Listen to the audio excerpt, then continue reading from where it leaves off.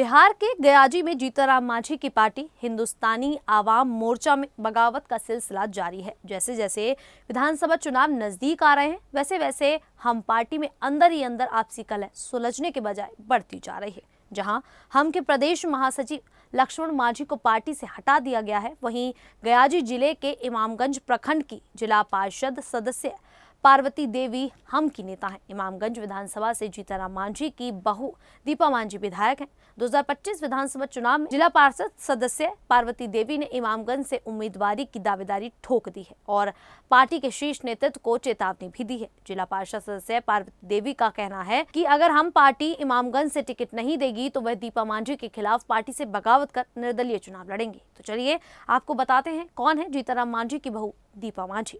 नमस्कार, मेरा नाम है शालिनी और आप देख रहे हैं द न्यूज़ 15। दीपा मांझी बिहार के केंद्रीय मंत्री और पूर्व मुख्यमंत्री जीतनराम मांझी की बहू हैं। वह उनके बड़े बेटे डॉक्टर संतोष कुमार सुमन की पत्नी हैं। दीपा मांझी एक सामाजिक कार्यकर्ता, राजनेता और हिंदुस्तानी आवाम मोर्चा पार्टी की सक्रिय सदस्य हैं। उन्होंने हाल ही में 2024 में बिहार के इमामगंज विधानसभा उपचुनाव जीतकर विधायक का पद हासिल किया। दीपा मांझी का जन्म बिहार में हुआ और वे मुसहर समुदाय से आती हैं, जो बिहार में दलित समुदाय का हिस्सा है। जीतनराम मांझी ने बताया कि दीपा अपने समुदाय की पहली ऐसी लड़की थी जिन्होंने सामाजिक बंधनों को तोड़कर गरीब बच्चों को पढ़ाने का काम शुरू किया। वह शिक्षा और सामाजिक सुधार के लिए काम करती थी, जिसके कारण जीतनराम मांझी ने अपने बेटे संतोष सुमन की शादी उनसे कराई। दीपा की सामाजिक सक्रियता ने उन्हें स्थानीय स्तर पर पहचान दिलाई।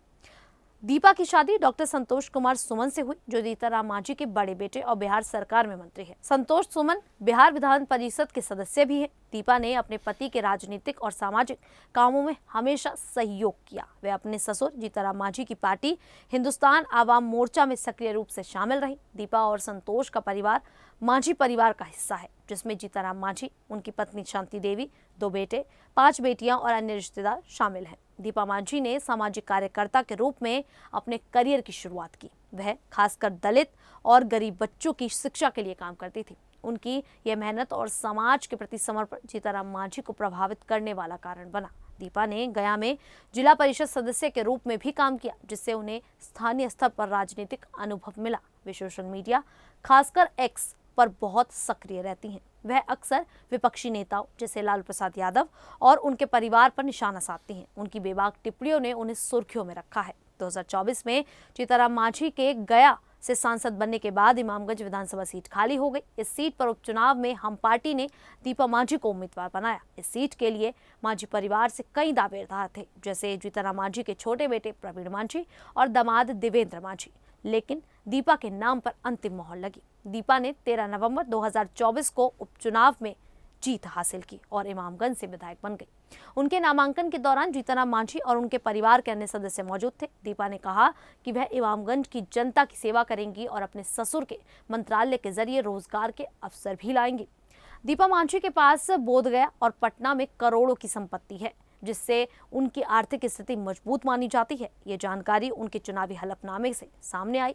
वह मांझी परिवार की विरासत को आगे बढ़ाने में अहम भूमिका निभा रही हैं। 2024 के उपचुनाव के दौरान दीपा मांझी के प्रचार वाहन पर गया के पचवा गांव में हमला हुआ। हम पार्टी ने इसके लिए राष्ट्रीय जनता दल पर आरोप लगाया। इस घटना में उनके प्रचार वाहन को नुकसान पहुंचा और पोस्टर फाड़े गए। इसके बावजूद दीपा ने हिम्मत नहीं हारी और चुनाव जीता। विपक्ष, खासकर आरजेडी ने उन पर और मांझी परिवार पर परिवारवाद का आरोप लगाया, जिसका जवाब जीतनराम मांझी ने दिया कि दीपा को टिकट उनकी सामाजिक कार्यों की वजह से मिला, न कि सिर्फ बहू होने के कारण। दीपा मांझी को एक साहसी और बेबाक महिला के रूप में जाना जाता है। वह नक्सल प्रभावित इलाकों में भी बिना डर के मोटरसाइकिल से घूमती थी, जिससे उनकी निडर छवि साफ दिखाई देती है।